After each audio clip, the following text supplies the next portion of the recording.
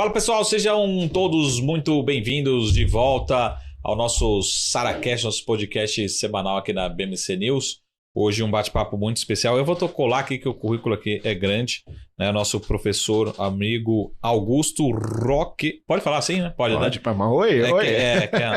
A minha entonação não ficou muito boa. Eu devia ter treinado mais antes. Chama o Richardson, assim. A gente vai, não tem problema. Fazer o pombo. Mentor, consultor, palestrante, professor, designer de employee experience, propósito, felicidade no trabalho, empreendedorismo criativo. Muita coisa, né? Muito obrigado, professor, pela presença aqui. Muito gentil aí, Alex também, sempre nos ajudando aqui pela participação. O professor, primeiro gostaria, lógico, de deixar aqui o seu arroba, tô no Instagram, prof.augustoroque, tudo junto, né? Esse aí, é o Roque com QE, que o pessoal sempre confunde com Roque com CK, né? Então, talvez pela semelhança aí, né? Pela semelhança, é verdade. Eu já desconfiava, já. Mas obrigado pela participação. Primeiro vamos tomar um cafezinho que acabou de chegar, que falaram que tá muito bom esse cafezinho, né? Opa, perfeito. A gente vai avaliar, né? Deixa aqui nos comentários a avaliação do café. Mas para quem não te conhece, vamos primeiro apresentar um pouco aqui, que hoje o bate-papo vai ser muito enriquecedor, né? Talvez um dos principais desafios que a gente esteja passando nos próximos... Desafio do século XXI, né? Essa parte realmente de RH, de humanização, né? Talvez aquele medo, né? O domínio das máquinas, né? Até, inclusive, nesse final de semana eu estava lendo, não sei se você chegou a ler sobre chip, né? Implantação de chips nos humanos. Então, vamos falar um pouquinho sobre isso, mas primeiro, para quem não te conhece, se apresenta aqui para todo mundo, por favor. Muito bem. Pessoal, muito obrigado pelo convite. Obrigado, é uma honra participar de um podcast tão nobre, né? E poder contribuir um pouquinho com todos. Ele é nobre por conta dos convidados, né? Pelos apresentadores também, não tem... E por conta dessa camiseta aqui, camisa que deve estar estourando tudo, né? Na edição agora, essa camisa aqui. O pessoal deve estar xingando. É verdade, e a gente não combinou, né? Todo mundo de azul, não tem jeito. Não sei se é por conta da vitória do Brasil.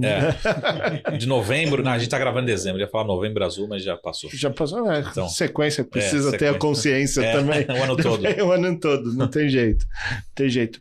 Enfim, falar, né, de pessoas, falar de quem cuida de pessoas é sempre desafiador, né? E é sempre uma oportunidade a gente poder contribuir justamente sobre esse tema para tantas pessoas, tantas organizações que precisam cuidar do seu maior talento, que são as pessoas. Não adianta a gente falar que a empresa tem um produto bom, tem lucro. Se eu não tiver uma pessoa que cuida disso, que faça isso, não adianta. Então, eu sempre digo, se eu cuido bem das pessoas, consequentemente, eu vou ter lucros positivos cada vez mais, né? O lucro por si só já é positivo, mas que ele vai sempre ganhando escala. Sim, sim. Muito bom. A gente vai falar um pouquinho também sobre os conceitos ESG, né? Mas como a gente até lembra sempre bem, eu acho que, de certa forma, dentro das letrinhas... Para quem não conhece os conceitos, acho que para quem acompanha o SaraCast aqui, a BMC News já conhece bem sobre os conceitos. Mas tem alguns conceitos que já são muito bem trabalhados, né? Principalmente o G, não só no Brasil. Para quem investe em empresas ou em ações, enfim, já conhece bem o conceito de G ou é sócio de alguma empresa. Agora a gente acha que tem que trabalhar cada vez mais, principalmente sobre o social, né? E social não é... A gente pensa em social, né? Pô, o que a empresa... né? Será que faz uma doação ali para o bairro, né? Acho que esse é o core principal hoje daqui, né? No bate-papo, né? É verdade. Tem muita empresa que ainda associa o social, né? Do ESG, só pra gente, né? Para quem tá nos acompanhando, o E significa environmental, né? Ou a dimensão ambiental, o G de governança e o S de social. E muita gente ainda diz, até pelos conceitos de sustentabilidade, que o social é só para fora. E não é, né? E para fora envolve filantropia, o ato de doar, e não o ato de cuidar. Sim. Né? Não é o cuidar só para fora, eu tenho que cuidar para dentro também. E essa é uma grande questão muito importante, né? A gente volta a falar, não adianta eu ter belas ações para fora se eu não pago o salário em dia, se eu não cuido das pessoas, se eu não gero uma experiência, se eu não gero ou proporciono felicidade no trabalho. Perfeito. Né? Lembrando sempre que o resultado dá lucro. Não adianta a gente falar, poxa, tudo isso é bonito, mas se não dá resultado, não funciona. E tudo que a gente vai falar aqui são práticas que geram resultado, que geram lucro. Uhum. E eu só começando aqui com as curiosidades, né? A gente sempre tenta trazer algum modelo, né? E é difícil replicar modelo, principalmente social, né? Falar assim, deu certo nos Estados Unidos, vai dar certo no Brasil, né? Mas quem que é vanguardista nesse tema? Quem que é referência, assim, que já está implementando há muito tempo, está adiantado nesse processo? Eu acho que varia muito, né? As empresas estão descobrindo para valer o ESG agora. O braço governança é sempre muito forte, principalmente nas empresas listadas na bolsa. Mas a gente tem algumas questões, por exemplo, a Tegra, muito forte, né? A incorporadora Tegra, no ponto de vista ambiental. Então, para quem está andando nas ruas, principalmente de São Paulo, pode ver um empreendimento da Tegra, ela tem os indicadores socioambientais de cada empreendimento. Tem aqui no Itaim, aqui na rua. Aqui, Então, é muito legal, porque dá uma outra... Quais são os números, assim? O que a gente costuma ver nesses indicadores? Poluição, emissão de CO2. Água, e se eu for no outro dia, lá vai ter um número diferente. Vai ter um número diferente e no site está acompanhando também a mesma coisa. Veja no Tapume tem um negócio, né? Tem um painel que vai sendo atualizado. Né? Então é muito bacana. Quantidade de acidentes? Também. Quantidade de acidentes, eu acho que nesse não para fora, mas eles divulgam para os stakeholders. Sim. Né? Então ele não deixa público ali, até por uma questão de imagem. Se fosse no Catar, hein? Hoje já morreram 500 pessoas. Atualizando aqui no nosso painel. Pois é, mas aí é uma questão até de business, né? Você não quer uma imagem negativa vindo de você mesmo. Então, mas a Tegra é um ponto positivo. O Grupo Gaia tem um ponto forte bem bacana, né? Que é uma instituição financeira. Bacana. E aí a gente vai para as tradicionais, né? A Suzano tem uma ação muito forte, interna e externa. A Gafisa tem uma ação muito forte, né? A GP Empreendimentos, né? Desenvolvimento Urbano, é muito legal. Inclusive a gente criou uma ação lá dentro e para fora com eles no interior de Cotia. Fizeram questão de sair dos rincões da grande São Paulo e criar um núcleo de empreendedorismo social. Então é bacana a gente olhar sobre esses aspectos, dessas formas e tudo mais. Mas não começa a ter um desafio também, por exemplo, talvez você implementar algumas questões ESG, principalmente sociais, numa empresa, sei lá, de 5 funcionários, 20 funcionários, 50, 100, né? Mas vai começar a implementar em 1.000 funcionários, 5.000, 10, qual que é esse desafio que tem as empresas? Porque a gente também tem esse desafio realmente de criar condições iguais para todos os funcionários, enfim, mas cada vez vai ficando mais difícil, né? Essa Sem implementação na medida que as empresas cresçam, né? Verdade. Uma coisa, até pela complexidade, né? É muito mais fácil fazer para 2, 3, 5 do que para fazer para 1.000. Só que se eu tiver uma métrica, um processo, um procedimento, isso é fundamental. Por exemplo, e aqui a gente pode citar a HDI, né? Nós estamos dentro desse processo agora. Estão se transformando em HDI é uma empresa de seguros, né? Nós estamos dando consultoria para eles e é justamente o processo de, primeiro, conscientizar, transformar e aplicar a causa. Então, qual que é a causa? Né? A causa, o seguro. Como que eu trabalho o seguro, né? No caso da HDI. Então, olhando sobre esse aspecto, né? Olhando sobre essa forma, a gente precisa, primeiro, entender a causa, o que a gente vai abordar, qual metodologia que a gente vai ter, que indicador a gente precisa ter e que resultado que a gente espera. Então, aí depende de 5.000. Então, eu defino uma causa que é baseada no seu propósito, né? Basicamente, né? O propósito da organização, ou a missão e sua visão, e aí eu cascateio isso para baixo. Então, é uma coisa que parece ser mais complicada, mais complexa, mas ela é complexa no trato, né? Mas a partir do momento que você interliga a cultura a esse desafio, não tem problema nenhum. Você sabe que economista ele é um falso matemático, né? Ele é humano ali, mas ele tenta tangibilizar tudo, né? Sem dúvida.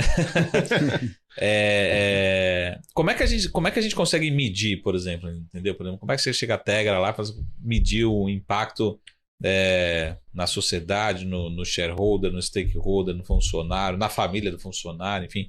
Como é que você consegue medir tudo isso? Porque tem uma parte ali objetiva, mas o economista sempre vai tentar, né, transformar isso em número de alguma forma. Né? E ganho, né? Aquilo que a gente estava falando no comecinho. Bom, primeiro, eu preciso entender sob qual ótica a gente vai medir. Uhum. Então, se eu for medir pelo aspecto ambiental, eu vou pela linha das emissões. Uhum. Então, quanto que eu consegui reduzir de emissões? Tá. As emissões custam X R$1.000. Uhum. E aí eu faço essa conversão. Então, de 1 tonelada, né, de emissão que eu tenho por ano, mais ou menos, por pessoa, quanto que eu economizo? Então, no transporte, economizou quanto? E aí eu faço esse cálculo. Né? Então, é por aí. Do ponto de vista social puro, quanto que eu, olhando para dentro, deixei de faltar. Então, quanto custa um dia de trabalho?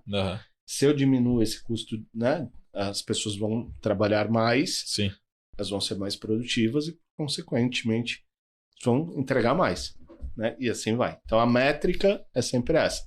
Quanto que eu consigo reduzir ou aumentar a minha produtividade ou reduzir, por exemplo, o meu nível de demissão. Tá. Então, quanto custa demitir? Cerca de 25% do salário, mais as obrigações legais. Então, eu tenho isso? Não tenho? Se eu consigo postergar essa demissão, quanto que essa pessoa gera de resultado, né, de receita e tudo mais. Tá. Então, a gente tem toda essa métrica. Se eu contrato errado, a mesma coisa. Sim, qual que é o sim. custo de contratação? Então, para eu contratar e mandar embora a cada 3 meses, porque em 3 meses a pessoa também não produz, ela não gera receita para a organização. Sim. É pelo menos mais R$5.000 por posição de analista, que é uma das primeiras posições, né, dentro da organização. Sim. Então, tudo isso são custos metrificados, né, que acabam gerando oportunidades de melhoria, e aí se faz diagnósticos para mudar tudo isso. Bom, eu vou até aproveitar aqui o espaço para... não sei se a palavra certa é essa, mas aproveitar também para você vender o seu peixe, né? Aqui. Mas você consegue desenhar para a gente algum caso de estudo que a gente chama, né? Que você fala assim, pô, a gente estava vendo essa empresa, se você quiser citar nomes, lógico, fica à vontade, mas a empresa estava nessa situação aqui e a gente conseguiu levar para fazendo esse trabalho aqui, né? Em termos de realmente transformar a companhia e, como você falou, o stakeholder não é só a companhia, né? Não é o acionista, o funcionário, a família do funcionário, enfim. Exato. Não posso citar nome por conta da LGPD. Né? Sim. Neste caso, não dá. Sim. Diferente dessas outras empresas que a gente citou. Uma empresa que chama Sara e termina com Invest, né? Mas, basicamente, o que aconteceu? A gente tinha um grupo de colaboradores extremamente desmotivados. Né? Uma metalúrgica. Isso dá para falar. Uma metalúrgica. Processo mecanizado. E então, o que a gente criou? Programas de qualidade de vida. É um processo muito repetitivo. Desgastante, né? Então, programas de qualidade de vida e bem-estar e felicidade. Então, a gente criou o conceito de felicidade no trabalho, né? Criou um indicador de felicidade no trabalho dentro da organização. E aí, como ela tinha muitas emissões, né, por ser uma metalúrgica, a gente começou a ver qual era o índice de turnover. Então, eles tinham um índice de turnover de 30%. Esse índice, em um ano, caiu para 10%. E a produtividade aumentou em torno de 10%. Legal. O resultado final foi uma receita, né? Um faturamento de 22% a mais. Sem mexer no time, etc. Então, eu acho que, né, dentro do ambiente, até falando do ambiente financeiro, um retorno de 20% sim. É muito difícil de hoje. Então, a gente tem esse caso forte só. Infelizmente, não posso contar o nome da empresa, mas aconteceu exatamente em cima disso. E inclusive, quando você fala de felicidade, né, tem aquelas universidades, faculdades internacionais, sobretudo nos Estados Unidos, que as matérias, né, ligadas a esse conceito... O jeito Harvard de ser feliz, né? São sempre as mais demandadas, disputadas, né? E se a gente fosse resumir aqui, por exemplo, como você falou, implementar, beleza, mas como é que você mede, né, que o funcionário está infeliz e como você realmente transforma, né? Vamos fazer aqui uma mini consultoria, depois a gente vai deixar o Pix aqui do professor para... Não, agradeço. Acho que é uma câmera, Saravalho, fica na porta, um cara não sorri e fala infeliz. Feliz. Mas é um pouco disso também, Antigamente tinha, né, aquela reguinha, né, do seu estado de espírito, o Alex não lembra que não tinha na internet, você põe na mão, assim, sabia? Sério? Você chegava, você tem na sua mesa, aí tinha uma carinha brava e até uma cara feliz. Aí você fala, como é que estou hoje? Aí você chegar na sua mesa de manhã, você põe assim, 3, né? Aí você põe assim, irritado. Estou irritado. Não, eu sou super feliz, né? Aí você colocava, você que se media, né? Agora, mas tinha um viés muito grande, né? Não, mas tudo bem, mas na hora que você entrava dentro da sala, você sabia como reagir. A pessoa tá brava ali. Tá brava, você não vai chegar cheio de afagos e tudo mais. Você ia cheio de dedos. Bem lembrado. Era bem isso, né? Era bem empírico. Agora, medir a felicidade, primeiro, é uma coisa muito pessoal. Sim. E a felicidade vem de uma conta de expectativa por exemplo, versus realização. A gente tá gravando aqui depois do jogo da Brasil e Coreia, né? E meu apelido, sabe qual que é? Kim. Tinha uns 50 Kings ontem jogando. É verdade. Eu até fiquei zoando lá com você, ontem você não tava aqui. Mas você não jogou ontem? Não, jogou, a família inteira jogou. Mas eu não sei se eu fiquei bravo ou se eu fiquei feliz, né? Que a família representou mal, isso pode ser bom, né? Pode ser uma notícia boa. Pode ser. Depende do ponto de vista. Mas vamos voltar aqui pro assunto. Mas voltando ao assunto, o que faz feliz? Até pegando o gancho do jogo. A vitória do Brasil é um ponto de felicidade. Sim. Quanto eu, empresa, puder maximizar esses pontos de felicidade, melhor vai ser. A questão nem sempre, né, nós temos 100% de felicidade. Aliás, é muito raro ter 100% de felicidade. Eu diria até que é impossível. E dizem que o Brasil é um dos países mais felizes, né? Na verdade, está em 38º. Caramba, eu achava que era melhor. Mas o mais feliz é, se eu não me engano, a Suíça. Caramba. Se eu não me engano, a Suíça. Então, a gente tem essa questão. E é frio pra caramba. Né? E sem emoção, né? Sem emoção. Né? Mas tem qualidade de vida. Tem da per capita, tem esses aspectos. Tem alguns aspectos que fogem. Agora, de acolhida não tem. Não tem. É um pouco diferente. Né? E a gente está falando de país. Agora, falar no trabalho de felicidade, né? Que é um dos fatores sociais muito fortes, eu preciso ver que expectativa que as pessoas têm para com a organização. E que expectativas a organização tem para com a pessoa. Que também não é assim, né? A pessoa chega, e vocês devem lembrar bem o primeiro dia de trabalho em qualquer empresa de vocês. Sim. Como que vocês chegam? Chega pulando, né? Vou resolver, vou fazer. E depois? Depois a tendência é que essa expectativa vai diminuindo, né? Aquela vontade vai perdendo. Então, nem casamento o pessoal fala. Cabe manter a expectativa, né? A expectativa alinhada com a entrega. Então, poxa, eu espero realizar isso aqui. Se eu entrego menos do que minha expectativa, ferrou. Sim. A ideia, entreguei mais aquilo que estava esperando. Sim. Eu tenho as bonificações que vão gerando, poxa, estou fazendo diferença. Ou tem a questão do propósito, né? Estou contribuindo com uma causa. Que é por exemplo, o que a gente mudou numa empresa de enfermagem. Também não posso citar o nome, né? Mas ela faz todos os aparelhos de enfermagem dentro do hospital. E acho que todo mundo já foi no hospital. Espero que só para visitar pessoas, né? E você tem os botões que você aperta para chamar a enfermeira. É uma empresa fabril, que não entendia, as pessoas não entendiam qual era a razão dela fazer aquilo. Para elas era simplesmente apertar botão ou sensores para que alguma coisa funcionasse. Até o momento que a gente criou o conceito de felicidade interna, né? E mostrou qual que é o propósito, qual a razão dele fazer. E a gente mostrou que o que ele faz não é apertar o botão, é salvar vidas. Já muda o patamar. Porque se falha o botão que ele aperta na hora que a pessoa está passando mal, a pessoa morre. Sim, sim, sim.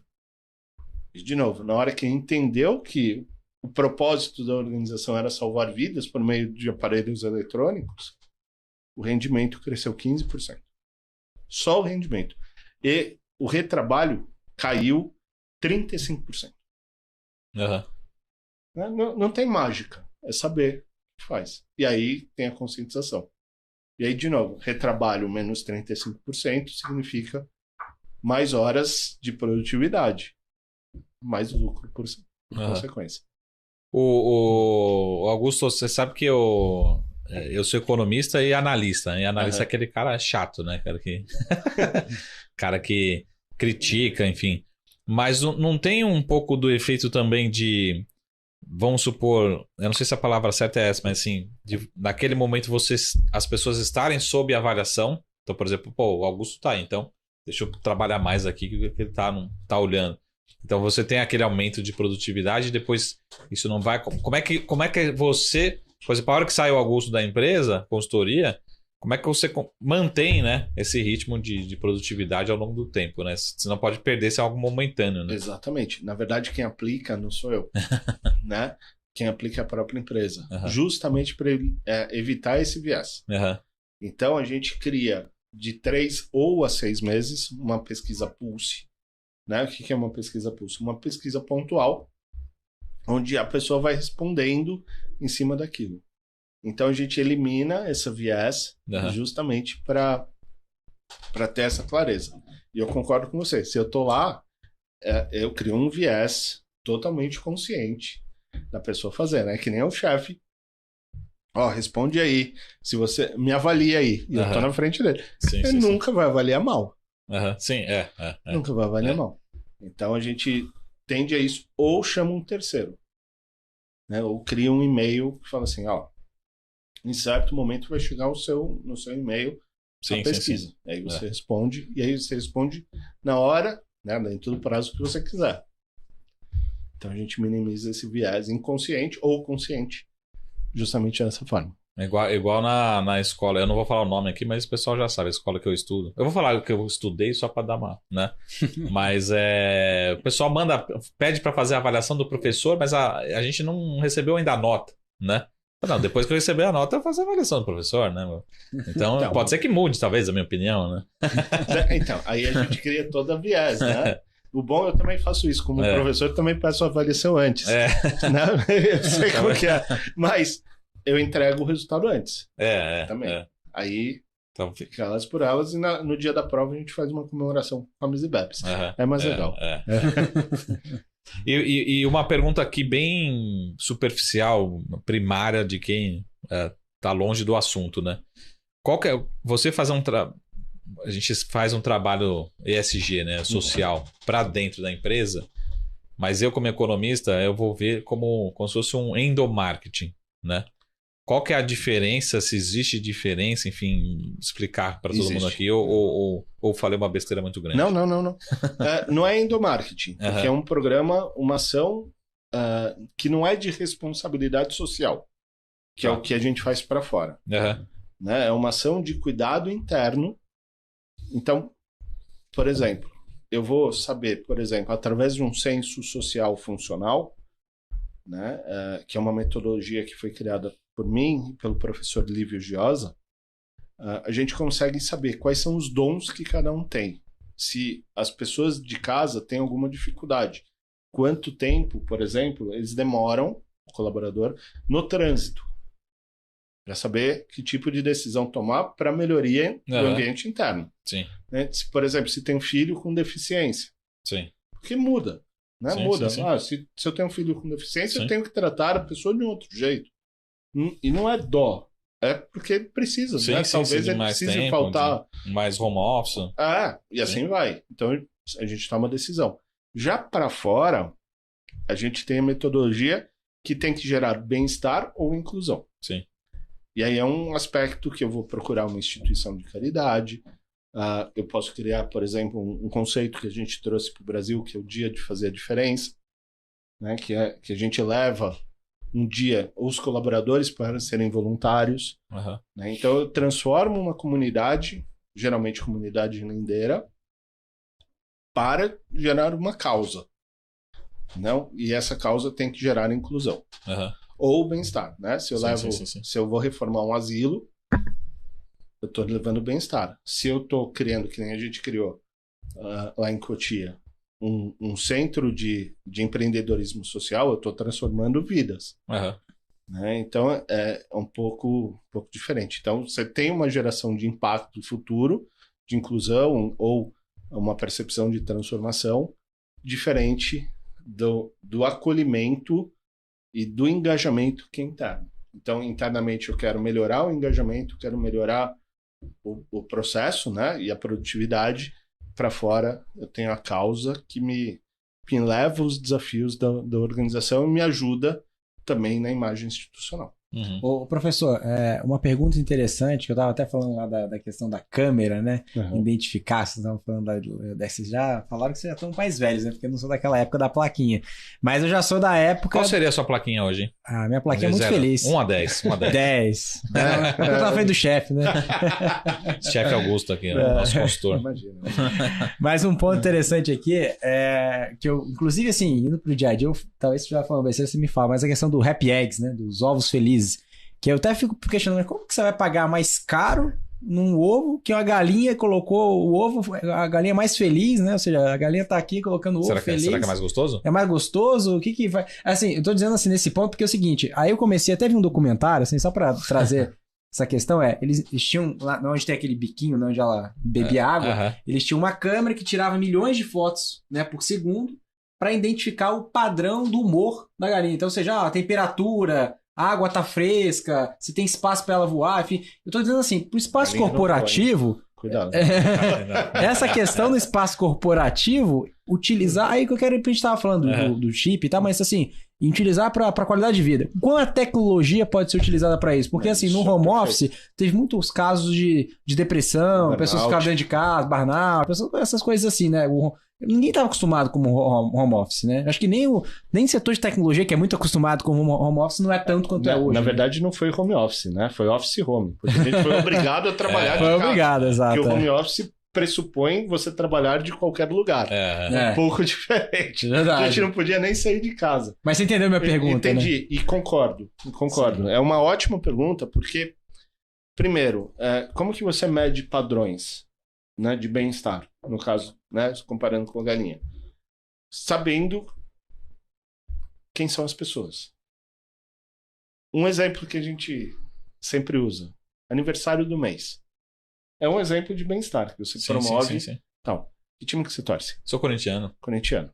Flamengo. Adianta eu fazer o aniversário do mês, tirando em época de Copa do Mundo, sem personificar a pessoa? Por exemplo, vale você ganhar uma camiseta da empresa? Vale. É genérico. Na primeira você fica feliz, na segunda você fala, mais uma. Agora pensa numa camiseta do Flamengo ou do Corinthians autografada pelos jogadores. Pensa numa camiseta... Isso que... Nossa! Conta aí, Saravá. Pensa uma camiseta do Corinthians com o meu sobrenome. Aqui, ó. Ó o que nós demos de aniversário pra ele, toda a nossa equipe. Cadê? Então, vou pegar aqui, ó. Vou te mostrar. Muda e depois eu fui descobrir que era com o dinheiro da empresa. Não foi o dinheiro da empresa, não. Foi a vaquinha dos funcionários da empresa. Aqui, o professor. Que saiu direto. Aí, ó, professor. Aí, ó. Olha lá, que legal. Aí, ó. Aqui não dá pra mostrar pro pessoal aí, mas... Faltou... Eu vou trazer. Mostrei ali aqui? Vou trazer... Saravale 7, tá aí. Vou trazer para os funcionários autografarem depois. E isso é legal. Por exemplo, você ter, né, isso partindo da empresa, algo personificado, você gera uma coisa muito mais importante, um sentimento de pertencimento muito Você maior. se sentiu pertencido, senhor Saravá? Na sua própria empresa? Na sua própria empresa. Aqui é um carinho. Sim. Carinho para com o superior, no caso. Mas pensem, adianta eu dar uma camisa do Flamengo para pessoa que gosta de viajar? Não adianta. Mais vale dar um voucher, e é o lado da galinha. Na hora que a gente personificar e personalizar a experiência, Isso seria um pouco de inteligência de dados? Total. Não existe social, aliás, não existe ESG sem dados. Não existe governança, né? Óbvio, né? Não existe ambiental sem dados. Social é a mesma coisa. Se eu não trabalhar a gestão de dados e a inteligência de dados... Isso o consumo ajuda bastante. Que você, como na internet, o cara já sabe tudo que você consome hoje, né? Já sabe que você gosta do Corinthians, já sabe que você viaja para tal lugar. Pode ser. Né? Isso se eu tiver internamente esse ponto. Né? Os cookies, né, da internet só o GPD que não ajuda, né? Mas hoje você clica assim, aceita tudo. Senão você não entra no site. Você nem tem mais opção de não aceitar, né? Não tem. Exato. Aceita ou continua. Ou continua. Né? Mas aí é outra questão. Mas que envolve, né, justamente isso. A partir do momento que você tem essa rastreabilidade dos dados, você também consegue criar planos específicos internos e externamente. Esse é um ponto muito bacana. E volto a falar, que empresa hoje usa dados? Usa dados financeiros, usa dados ambientais. Dados sociais, pouca gente usa. Mas uma pergunta de analista aqui, até que ponto não é too much, assim? Vai chegar um ponto que você fala assim, pô, estão começando a perder. Vou te dar um exemplo simples, que foi acho que o meme dessa Copa, né? Assim, beleza, tá todo mundo juntando lá o time da firma, querendo que você vai pro bar, mas vai ter gente aqui que não gosta de futebol, que prefere estar em casa, enfim, mas não, você tem que ir lá porque o chefe tá indo lá. Mas aí você fala, não, porque o meu dado falou que é bom ir com o time, os funcionários, e ver o jogo, então todo mundo tem que ir obrigatoriamente, porque os dados me falaram que todo mundo vai ficar mais feliz. Inclusão, né? Todo mundo vai ficar mais feliz, mas pode ter uns 10% ali que queria estar com o galera de TI vai ficar com fone no canto. Então, se mistura. Como fazer essa linha tênue aqui? Vamos lá. Primeiro, o macro dado, ele dá tendências globais. Quanto mais a gente conseguir afinar e estratificar para personificação, a gente vai entender que dos 10, vamos usar 10 só como parâmetro, 2 querem ficar fora, não tem problema esses 2 saindo. Porque no todo, os 8 estão fazendo o papel dos 10. E aqueles 2 vão conseguir entender que eu gosto sim, tá tudo bem. Sim. Eles não vão reclamar. O problema não vão se sentir excluídos. Não vão se sentir, pelo contrário. Eles vão ter satisfeito as suas vontades. E esse é o ponto. Uma empresa respeitando a liberdade. A liberdade de cada um. Liberdade de cada um. Então é esse ponto. Você pode generalizar porque é genérico. E quanto mais você puder personificar, melhor vai ser. E aí você tem... Porque essa pessoa fala, eu não gosto de futebol, por exemplo. Eu não vou no bar. Só que ela também precisa se sentir incluída. Né? Apesar das novas gerações não quererem tanto isso. Mas como que é o incluído dessa pessoa? O incluído é, na hora do jogo, eu quero trabalhar. Ok. Ele vai se sentir como parte daquilo. Tá tudo bem. Sim. E como que é o desafio de implementar isso numa média, micro, pequena empresa? Porque você pega, sei lá, que nem você falou, sei lá, Unilever. Pô, Unilever faz um negócio mundial, tem computador, gente, depende até uns funcionários lá, né, o nosso Felipeira aqui, que só fica medindo dados, enfim, comportamento o dia inteiro, reuniões para isso, o RH e tal. Mas às vezes você pega uma empresa de 10 pessoas que a pessoa faz o RH, mas também faz o administrativo, enfim. E a gente, às vezes, acaba passando meio que batido, né? No dia a dia. Pô, caramba, não fizemos o aniversário desse mês. Não, deixa pro mês que vem, enfim. Né? Como que implementar na cultura e até... Isso deve acontecer no mundo inteiro, mas no Brasil quem gera emprego de fato são as micro, média e pequenas empresas, sem dúvida, em termos de volume. Né? Bom, é tudo parte da cultura. Né? Cultura do bem-estar, cultura ambiental, social, né? Cultura dos dados. Óbvio que quando você é pequenininho, você sabe tratar no olho. Sim. Né? Então esse é um ponto importante para cada um.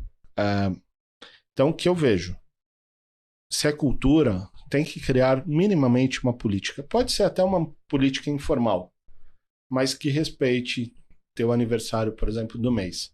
Não pode esquecer, porque eu considero do mesmo jeito que a gente espera o salário a pessoa também espera. Porque às vezes acontece isso também, Augusto, não interrompeu, mas assim, comemorou o aniversário de um, aí chega no seu aniversário, pô, ninguém falou nada. Exato. Ninguém me deu presente, ninguém me comprou um bolo, comprou um bolo pro outro, deu presente pro outro. Às vezes tem... E aí fala assim, não, ele é mais amigo do chefe. Daí você começa a criar um clima, e o clima vai ficando terrível. Mesmo que indireto, né? Indireto. E às vezes não percebe, e por outros fatores pode... Isso aí. Né? Então, mantém uma rotina, porque a gente espera isso.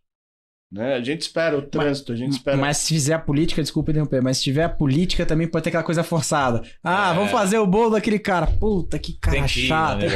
Tem que ir, né? Tem que ir, tem todos os aniversários, tem que ter 20 bolos no ano, tem que ter 10 presentes. Puta, todo mundo sabe, agora todo mundo tem que ficar dando vaquinha pra alguém. Mas, ao mesmo tempo, né? Tem que fazer. Eu acho que são ações que variam de empresa para empresa. Tem empresa... Não é a nossa cultura fazer isso.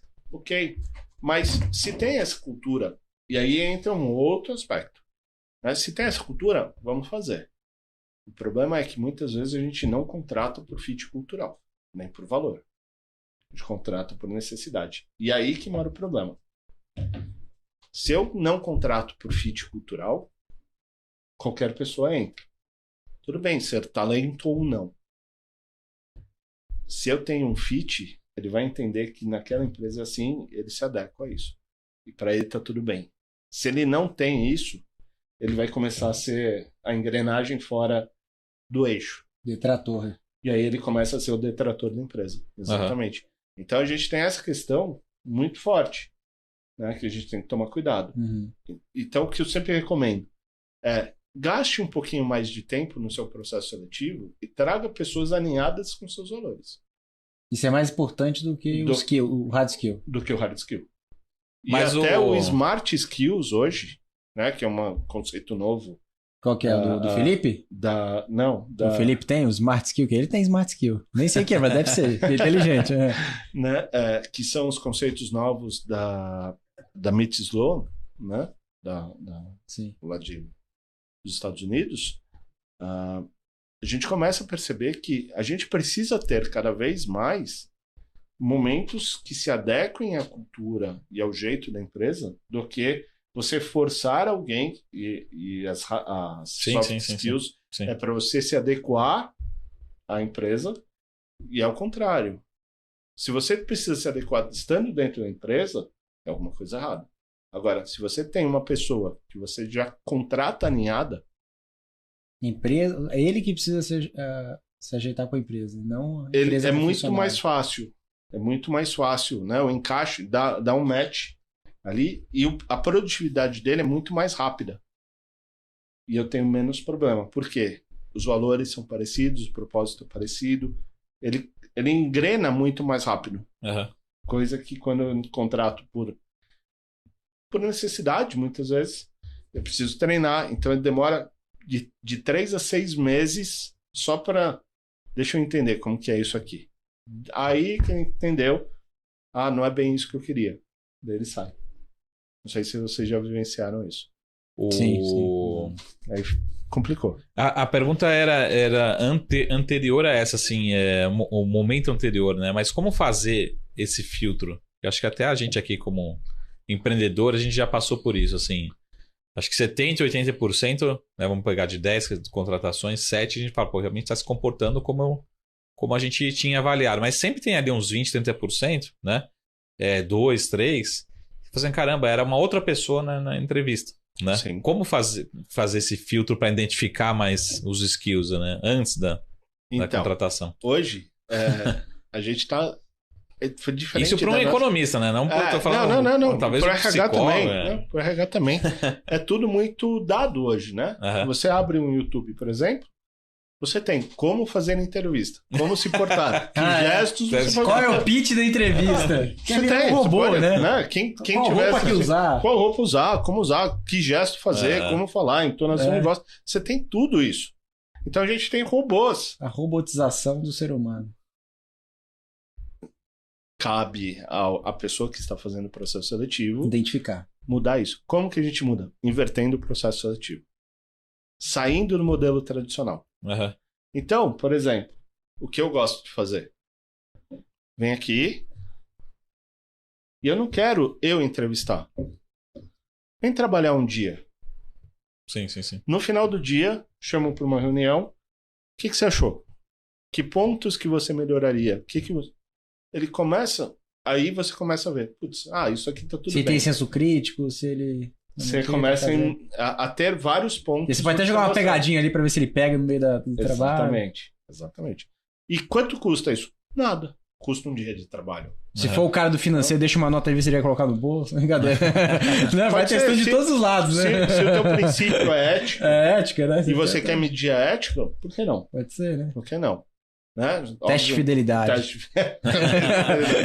Então, é um ponto assim. Ou ainda, olha, não vou fazer a entrevista. Você vai ter X horas para se preparar e perguntar tudo o que você quiser. Aí vê se o cara vai se preparar mesmo. E aí a gente começa a ver qual o grau de interesse, se ele sabe estudar. Saravalho, conta o nosso processo seletivo aí pra ele, vê se ele aprova. Esse aqui eu vou deixar para um próximo capítulo. Capítulo proibido. Quando acabar aí, porque o SG eu acho que não acho que aprova. Você não sabe o que vai acontecer também? Os próximos candidatos. Já vão saber. Já vão escutar antes. Assim, boa. Mas a gente fala no off aqui. Não esquece, Saravalho, tem que contar isso aí. Porque é justamente isso, né? Você fala, poxa, na hora que você inverte, né? Tem até um comercial da Heineken muito legal, que a pessoa começa a simular que tá passando mal, e na hora que ela cai no chão, ela pergunta assim, quanto você quer ganhar? Você não espera essa pergunta naquele momento. Sim. Né? Então, é bacana, mas a Heineken... Não, mas você pode fazer isso. Independente do tamanho da empresa, da estrutura, você pode inverter. Por exemplo, pedir para todo mundo chegar descalço. Por que descalço? Para evitar o viés de homem e mulher. Porque tem muita gente que já vai com viés inconsciente. Não vou contratar esta pessoa porque é mulher. Ou vou contratar essa pessoa porque é mulher. Né? Então, são detalhes. E a gente pode fazer tipo The Voice. Todo mundo de costas. Sim. Para entender. Se você não quer trabalhar, por exemplo, diversidade, que é um ponto importante. É isso que eu ia perguntar, porque agora tem as companhias agora investindo muito nisso. Né? A linguagem sincera, né? Conversa corajosa. Então, por exemplo, um negro, por que se faz processo seletivo só com negro? Para incluir dentro da base histórica que se tem. Né? Hoje, o percentual é de 3 a 4% de negros dentro da organização. De 1% em cargos de liderança. Então você precisa estimular sem perder a competitividade. Né? Do mesmo jeito que tem o público LGPD que é IAP+. Guarda essa. Essa sigla porque cada dia aumenta uma letra. Alguma coisa. Né? Como que você trata eles? As pessoas podem ser elas mesmas? Ou não? E quando a gente fala de ser elas mesmas, não é no trato pessoal. A gente até trata bem. É o que a gente faz no café. Sim. As pessoas podem ser elas mesmas. Então, tudo isso envolve. Quem faz o processo seletivo... Desde o nome no crachá, é tudo, né? Se eu tenho uma pessoa trans, que nome que eu vou adotar? Né? Uma trans homem vestida de mulher. Sim. Né? Travestida de mulher. É o nome feminino. E aí? Adianta ter o crachá com o nome masculino? Não. Daí você está criando um inconveniente. E aí você gera burburinhos, sabe? E aí você não está trabalhando o S social da inclusão. Sim, perfeito. Né? Então, tudo isso você precisa cuidar. Inclusive, chama até no processo seletivo, né? Na hora que você escreve abertura de vaga, como que você escreve? Então, por exemplo, será que o nosso processo seletivo, esse é um ponto muito, muito legal de debate. Valeria um podcast só disso. Quanto que, por exemplo, eu peço faculdade. Sim. Agora, vamos trabalhar a questão dos negros. Quantos negros têm faculdade? Então, eu estou, mesmo que indiretamente, excluindo o negro do processo. Sim. Que não tem. Né? Se a gente for olhar, se essa for a nossa causa. A gente discute a questão das cotas, né? Isso. Por que tem a cota? Justamente por causa disso, que você não tem acesso. A partir do momento que você tem acesso, então, eu tenho vontade, eu tenho valor alinhado, eu te treino, que é hard skills, para fazer. O que eu preciso? Que você tenha mínimo de competência. Quantos processos seletivos, e a gente já vivenciou, acho que todos nós, exigiam inglês fluente para você cuidar de estoque. Tipo, você nunca... Estagiário no Brasil, né? Não tem isso. Vocês já viram isso em várias... Já fui estoquista. As caixas tinham uma coisa em inglês, que vinha da China, né? Tinha que saber. Mas, pois é. Sim. Não precisava de fluente. Você não precisava do fluente. O Google Tradutor resolve. Exato. Então, são esses aspectos do social, muitas vezes para dentro, que as empresas esquecem, que independe do tamanho. Ou não capacita. O capacitar é depois. Sim. Porque se você faz... Aí que eu acho maravilhoso, que envolve ESG e experiência do colaborador, né? Employee Experience. Esse eu tenho um baita orgulho de falar. O que faz diferença para um candidato? Saber, primeiro, ter a resposta rápida. Né? Hoje a gente tem essas ferramentas. Mas saber por que ele não foi aprovado é outro ponto. Que ninguém conta. Eu implementei nessa mesma empresa de aparelho médico, né, de enfermagem, o feedback direcionado. O que é o feedback direcionado? É você pegar o processo seletivo, né, principalmente na reta final, que você está em 5 e tal, né, quando você está no macro, um e-mail resolve. Mas na decisão final ou nas 2 últimas etapas, você não foi aprovado por tal motivo. Então, um dos pontos é o inglês, que foi que como era uma empresa que está em processo de internacionalização, o inglês era necessário. Perfeito. O que a gente bolou? Você não foi aprovado pelo inglês. Ok. Que pena. Mas está aqui um voucher, 50% de desconto na empresa tal, para você fazer um curso de inglês e melhorar seu inglês e voltar aqui com a gente. Porque essa pessoa, por já ter passado o processo, tinha prioridade. Sim. Tudo. A pessoa não sai chateada, pelo contrário, ela sai falando e você está promovendo uma transformação na sociedade com um simples ato. Então, esse é um daqueles projetos que dão orgulho da gente falar, que fez, contribuir. Muito bom, hein? E tudo, a gente sempre volta no conceito de felicidade, né? O conceito inicial lá de... a gente estava discutindo, de cuidar, né? De cuidar, né? De dar trato, um bom trato para as pessoas. Sim. Porque que empresa fala assim, porque não custa isso. Você cria todo mundo ganha. Ganha a pessoa que vai fazer um curso de inglês mais barato, ganha a escola que vai ter um novo aluno e ganha a empresa que tem um candidato que está falando positivamente. Então, para a marca empregadora é ótimo. E depois entrar com o hard skill que ela precisa. Exato. Fechou. Muito bom. Custo zero.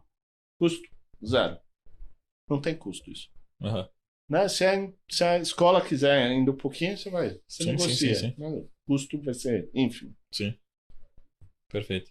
Então, muito bom. Vale, né? Voltando. Uma pequena empresa pode fazer isso? Lógico. Quanto custa para ela? Nada. Basta ter vontade, atitude. Saímos do CAC para o CAI, custo de aquisição de empregado. Bem isso. Muito bom. Professor, bate-papo muito bom, passa profundo, muito hein? rápido. Legal, né? Profundo. Já. Nos aprofundamos dentro da felicidade. Cutucar aqui, né? Na questão do cuidar. Estamos mais felizes. E já vamos deixar marcado um novo bate-papo. E a última pergunta é justamente essa, né? O quanto é atualizado esses conceitos, né? Porque tem alguns conceitos, talvez, que sejam desde 1000 e tantos, e alguns conceitos, talvez, mudem rapidamente, né? Vou te dar um exemplo simples, que é o próprio conceito de pandemia, né? Veio ali em março de 2020, não. Todo mundo faz home office, que é mais produtivo. Passou um ano, não, ninguém é produtivo em casa. E entender um pouco disso, né? Para a gente já marcar o nosso próximo bate-papo aqui. Aliás, esse é um tema polêmico, né? Se você falar da produtividade, eu tenho certas questões. Por exemplo, eu acho que a questão não é a produtividade, a questão é o controle. Sim. Né? Por que Em um ano você consegue controlar e de repente você não consegue mais. Sim, sim. Tudo que não pode ser medido, né? Né? Você não pode ir cobrado. Uhum. Só que se... Aí é da característica. Já vou dar spoiler, né? Aí é da característica do líder. Ele precisa olhar olho no olho para cobrar. E que muitas vezes ele acha que, até pelo hábito brasileiro de não abrir a câmera, a pessoa não está participando. Então tem essa questão cultural. Daí a gente detalha no próximo. Boa, hein, já sei. Gostei. Essa eu gostei. Essa é polêmica. Essa é polêmica. E assim, enfim, aí tema tem do próximo questão podcast. de produtividade. Devo abrir minha câmera? Deve. Já deu a resposta. Então, você deve abrir sua câmera na sua reunião. Esse é o tema do próximo podcast. Não tem como. Muito bom, muito professor. Bom. Obrigado pelo tempo, pela disponibilidade. Né? Professor, aqui é prof.augusto Roque. No Instagram, mentor, consultor, palestrante e professor, né? E nosso amigo aqui, parceiro da Sara Invest. Sem dúvida. Muito obrigado aí pelo tempo, obrigado, Alex, pela participação. Eu agradeço, obrigado. Né? Temos papo para outros SaraCasts. Saio daqui mais feliz, viu? Daqui a pouco a gente vai ter a reguinha no 11 ali, né? Saindo do 10, né? Saindo do 10. Extrapolando a felicidade. Ou organizando, né? O nosso dia a dia para que quanto mais 10 a gente tiver dentro do time, constância é o nome. Esse é o ponto. É isso aí. Geralmente eu tô ali no mais baixo quando eu tô dormindo, né? Depois quando acordo vai melhorando. Segunda-feira, 8 horas da manhã. Depois aumenta. Demora, se vai ter jogo do Brasil na segunda, no meio-dia, não. Aí você já acorda Já acorda na alegria, né? O pessoal tá animado. Mas vai dar tudo certo. Vai Brasil. É isso aí. Muito obrigado, professor. Muito obrigado, Alex. Esse foi o nosso SaraCast especial com o professor Augusto Roque. E a gente se vê, lembrando que está sempre disponível aqui na BBC News e também na sua plataforma de podcast preferida. Procure lá por SaraCast. Até semana que vem. Até mais. Tchau. Tchau. Obrigado.